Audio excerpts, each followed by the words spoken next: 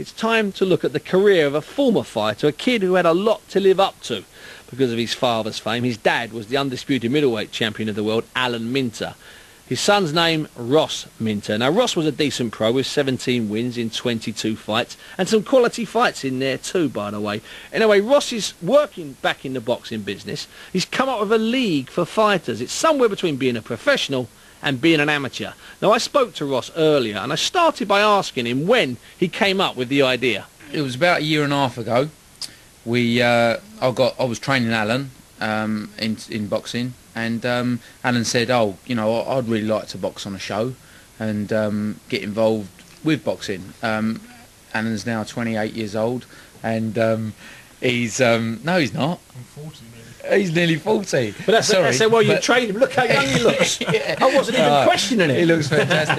No, the thing is, I was meant to say 38 there. But, That'll do. yeah, so basically, he's an old boy, and the thing is, going into an amateur gym, you step into an amateur gym, you get ignored. You know, it's all about young kids. He's too old to box That's in the thing. amateurs for a start. Yeah, it's that. So then we had a look around and looked at some shows, and these are the white collar stroke unlicensed, whatever you want to call them. Yes, whatever you want to call them. Let's go down the line. So white collar boxing is basically head guards, 16-ounce gloves, vests, no decision at the end of the fight.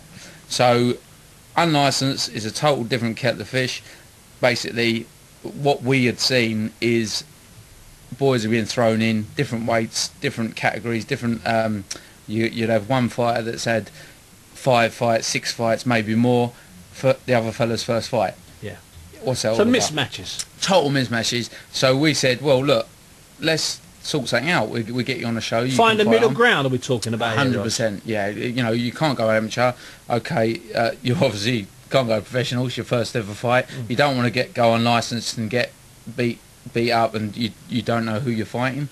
And the white collar thing, he wanted to win and lose, and he wanted people to see him without a head guard. You know, he wanted to actually, you know, give himself a good fight, if you like. So Alan, you're working with Ross now. But before you got together with Ross, I mean, had you actually had a white collar bout, or had you had an unlicensed bout? I mean, No, nothing at all. I mean, I boxed with Ross for about 8 or 9 months. He trained me 1-to-1 personally. But like Ross said, I mean, I've been a fan of boxing. I've loved boxing ever since I was a kid. Never occurred to me to do the amateur side of things, or I say professional, completely out of the question. But I wanted to go into a situation where I knew, not that I was being 100% looked after, but I was going to go in there with the same chance, the same opportunity as the other fighter. so an even playing field, basically. Yeah, basically, yeah. Even playing field. Now, what about? Let me ask you this as a question. What about if you were 28, as Ross suggested you were? What about if you were 28? Would you still be doing this, or would you box as an amateur, or would you consider both? I suppose, I mean, I could always consider both. I mean, for some reason, I mean, although, as I say, I've loved boxing, I never really thought I want to be an amateur boxer. I wanted to test my skills. I wanted to see, you know, all the training that I put in the gym, all the sort of sacrifices. I'd looked at it as my title fight, basically. Sure. I might never do it again. I might think, I've got the taste for it. I'd like to go on and sort of progress. But I wanted to go in there as my title fight. I didn't really fancy the head guards. I've never sparred with head guards. I don't like them.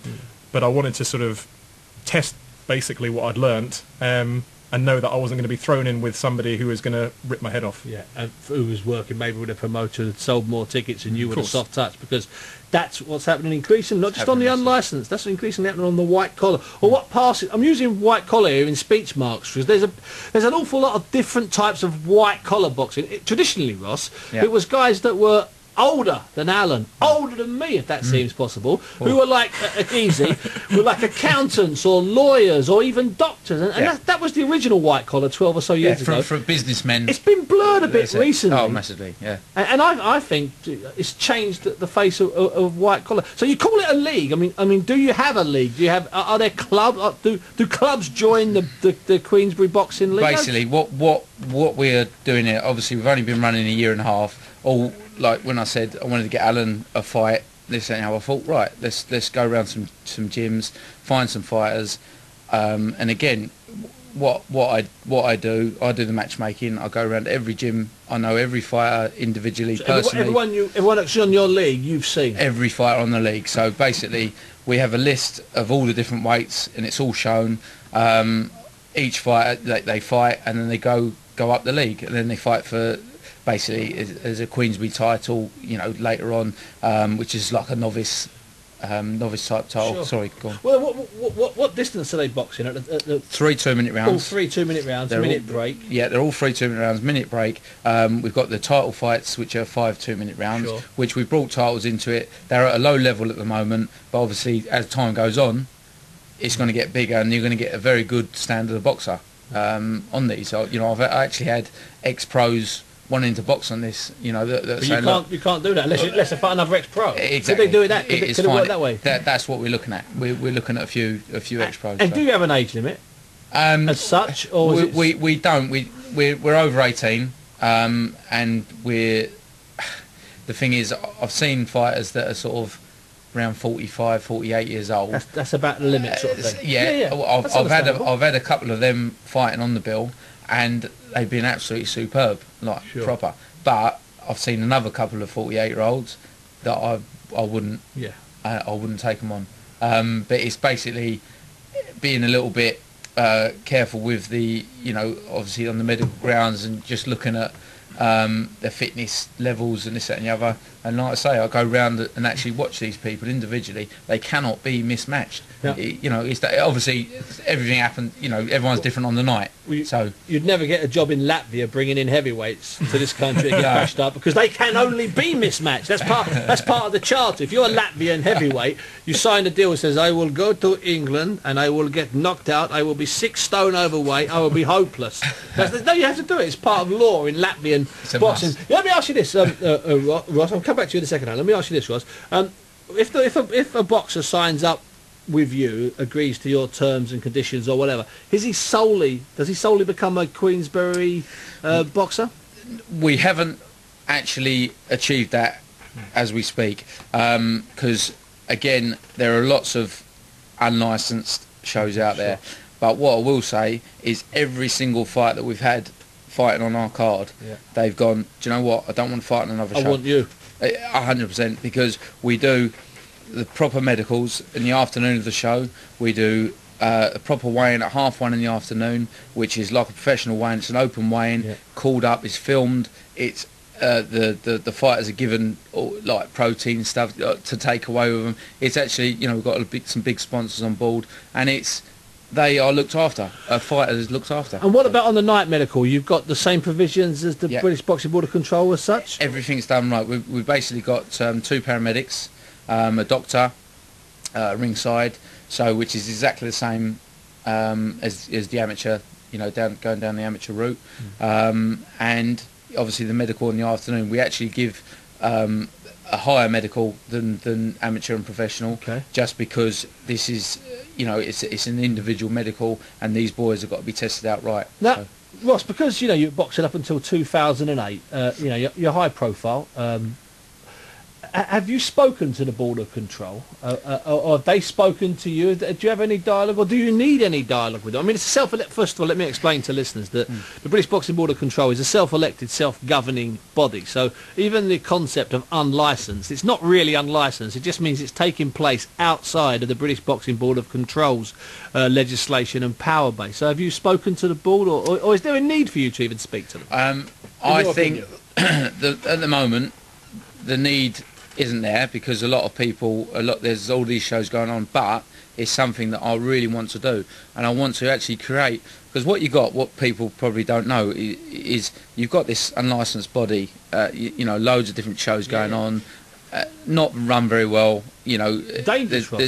Dangerous because they're matched badly. We're going to have a death in the unlicensed circuit, don't you? Listen, we are, and I mean that. I'm not being dramatic. We're going to have a death on the unlicensed circuit, and we'll all be tarred with the brush. The amateurs, and the pros who belong 100%. To the board. This is why I want to actually create something here, that the fighters become carded, that the fighters become medicaled, that the fighters actually become insured, and you're actually then, what's happening as well, is fighters could have had like 10, 15 fights, haven't got a clue if they've had what they've had. They can come to you and say, "Oh, I've had one fight," and you go, "Okay, I'll match you with another one fight boy." Bang.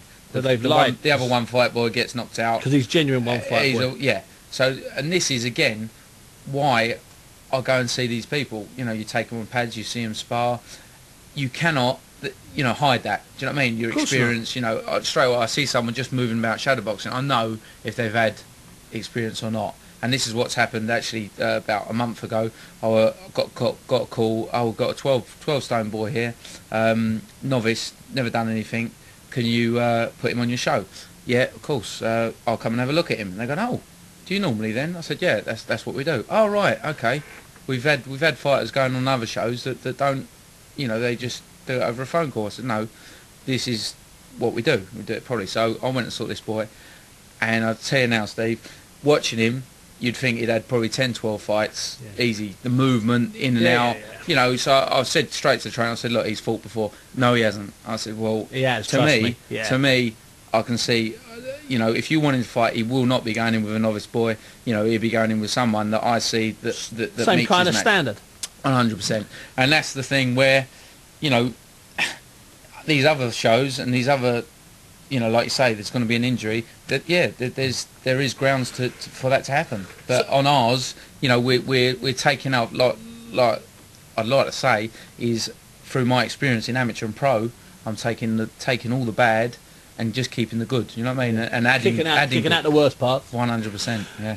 Alan, what can you do then to further distance yourself from all of these rogue promoters, all of these shows that pop up left, right and centre, and sometimes they look incredibly officious because they're given some kind of, you know, British title, British, you know, pro boxing championship belt. Some are not. Some are just called, you know, Britain's hardest bouncer, stuff like that. But some are given proper titles. What can you do to distance yourself from them, Alan? What steps can you take at the Queensbury League? I think just going back to what Ross was saying, I mean, the way I see it, the way Ross sees it, we're trying to drag... I don't even like using the term unlicensed, but we're trying to drag that out of the dark ages, out of the kind of seedy underworld. A lot of these shows, from my personal perspective, as I say, I'm a boxing fan, but they kind of court that kind of gangster image. That's what sells the tickets for most of them. The whole show is built around that, and it's come and see who's the hardest person on the night. We're looking at proper boxing. We're looking at the way that we brand the show, the way that we do everything from the sort of the backroom side of things, the things that you don't see that the fighters see, the organisation. We're trying to build these guys up. We're trying to, like Ross says, the matches are fair, the shows are incredibly well run, and it's a real atmosphere. And I think the thing that boxing lacks from the pro shows that I've been to right down to sort of the any other type of unlicensed event is they lack that kind of entertainment. We're trying to build something that's entertaining, that gets people buzzing about boxing again. They come to the shows, it's a real atmosphere. There's not people sitting there chatting. They're not really interested in what's going on. And you don't have house fighters. So no, there's no... So there's no, like, left side of the car's always going to win, the right side's always going to lose. You have no Latvians on your shows, basically. No, sorry to keep attacking Latvians, but, oh, boy, are they rubbish. If you know any. But yeah, I mean, that's what we're trying to do. Like you say, there's no house fighters. We've got no affiliation with one particular gym where we're saying, don't worry, your boy will come on the show. It's a guaranteed win. We don't say to them, right, you know, it is a business at the end of the day. Yeah, of course. And we're trying to sort of promote certain fighters to, you know, build them up like they do in the pro. I mean, you don't match your prospect with somebody who's going to go in there and beat him straight away. No. In that respect, I mean, we're trying to sort of build a league. You sound like you might be slightly closer to the UFC, the mixed martial arts company, who are not afraid to put in unbeaten guys with unbeaten guys because you know they're not bothered about having an unbeaten fighter, you know, who goes on to fight for a world title. They just want a good fighter to fight for a world title. Well,